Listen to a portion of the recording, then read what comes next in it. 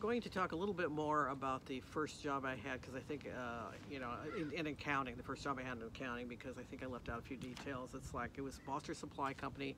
I was there from around July, I think June or July of 1975, and I left around the beginning of 1979. And it was, you know, for me, it was like the one accounting job I had the longest in my career, which is unusual. It was my first, you know, accounting job, and then it's like that. It was on Gage Avenue, just east of Avalon. It was at 750 East Gage Avenue, and the building's still there. They're not there. The business has been gone for some years. Some of the people I worked for, everybody was called by, you know, like you know, like if you were it was a small company, and if you had any kind of management job at all or any position, you were called Mr. or Miss, or Mrs. or whatever. So Mr. Boster, his name was Robert Boster. He owned the place. Then there was a man named Cyril Frank, and he was Mr. Frank. And then there was Miss Patterson, who was my boss, you know, a mentor. There was a woman named Juanita Degru, and she was, I hope she's doing well, still around. She was basically like the receptionist, you know, did secretarial work and so on. We became close, you know, during the time I was there, and I know she really missed me when I left, and I missed her too. And we kept in touch for, I think, a short time, but, you know, we kind of lost track of each other. And then there was Russ Skinner, who was like, he was a salesman, you know, it's like, and he was also, did not have a good relationship with him. He was creepy. He was a married man with kids, older kids, and he was creepy. He was a dirty old man. And there was a woman named Verna. She started working there, and I can't think for the life of me right now, I can't think of her last name, but her name was Verna. She was from Arkansas, I think Arkansas originally. And her and her husband, and they lived in Cudahy, you know, in LA County. I remember that part.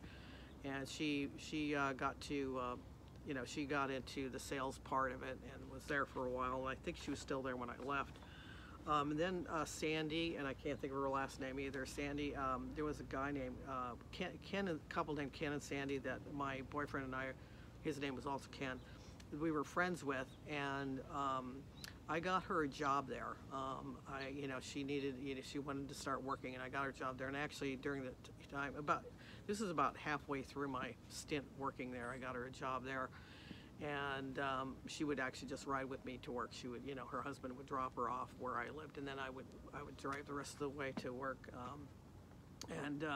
She enjoyed the work there and everything, and she was still there. I'm pretty sure she was still there when I left. And then the Burroughs bookkeeping machine. This was state of the art. It was not state of the art. It was Burroughs bookkeeping machine was old. Had been refurbished. We used it basically for accounting. It was, and actually the machine was probably from the 1950s, and then it had been refurbished, and so they were using it. And they didn't have it for very long when I started working there, but they kept track of things. In the middle of the company there, you know, because we were like sort of like, there was me, and then there was Russ, and then Mr. Frank, and then I can't remember if there was anything there, and then there was my boss on this side over here. She was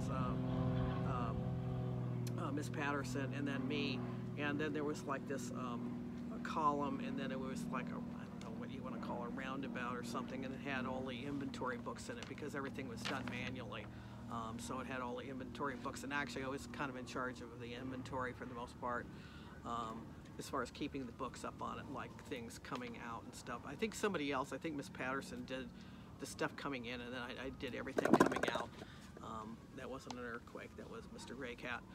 Anyway, so it's like, so I did that, and I was mostly doing, I believe, receivables and inventory control when I was working there. There also was there was another a tale. There was also they had another smaller company in the back, which I never really went back there, but it was in the back of the building, and it was called Coast Fasteners, and they actually did manufacturing. Get the cat out of the way. West Coast Fasteners, and they manufactured. They weren't big manufacturers, but you know, there were certain, just a few types of screws that they would manufacture, and you know, otherwise we were buying, you know, a lot of it from like from Japan, I think, you know, Japan and other places. And basically what we were is, like, as a company, we were distributors of fasteners, screws, nuts, and bolts, if you don't know what fasteners are. I know I mentioned this before about Miss Patterson, but one of the things I remember about her is, like, she would, on her desk, she would sit there in front of her desk, you know, and, you know, I guess she'd be thinking about something, and she'd go, you know, like, let me see, let me see, let me see, let me see, let me see, let me see. And it's like one of the little cute things I remember about her from all those years ago. And unfortunately, Miss Patterson passed away while I was still working there. I did not go to the funeral. It's like I was one of the people that ended up staying at the company just to keep the doors open during the funeral time. I think it was me and one other guy. I think it was Russ, stayed there. Anyway, and I was hired as a bookkeeper's assistant. And even though I was really more like an accounting clerk, you know, but so it's like, and then, their phone number was 213-750-2020. And I remember, isn't that weird? I remember their phone number. Yeah, and Miss Patterson passed away in 1978. She always, you know, I always wore, like, had to wear, like, you know, back then it's like you had to wear, like, I never wore pants there. I couldn't wear pants. It wasn't really allowed to wear pants. Because it was like a more old-fashioned type company, so I always wore a skirt and a blouse, or a dress, and some, you know, like some heels of some kind, and there was a burger stand at the corner. I think I mentioned that too, and that I would go to, and the guy that one of the things I remember about him, he was Asian, and you know, I would sometimes order onion rings, and he would say onion rings. Onion rings. And it's like, I still once in a while will say onion rings after all these years. And it's still there. The little thing's still there. I think it's a taco stand now, but it's still there. I talked about the spindle inventory with the inventory books. And then there was also an accident. There was an accident in the last probably 7, 8, 9 months that I was there. There was a horrible accident where the guy came over the median, where it's like he was speeding, and apparently he had to have been speeding, you know, driving at a high rate of speed, and the car flipped over and ended up smashed into the corner of the building that right next to us. We had like a small alleyway between our brick building and then the building next to us, and I think that was also brick, and it smashed upside down into the corner of that brick building, into that building. I think it was brick.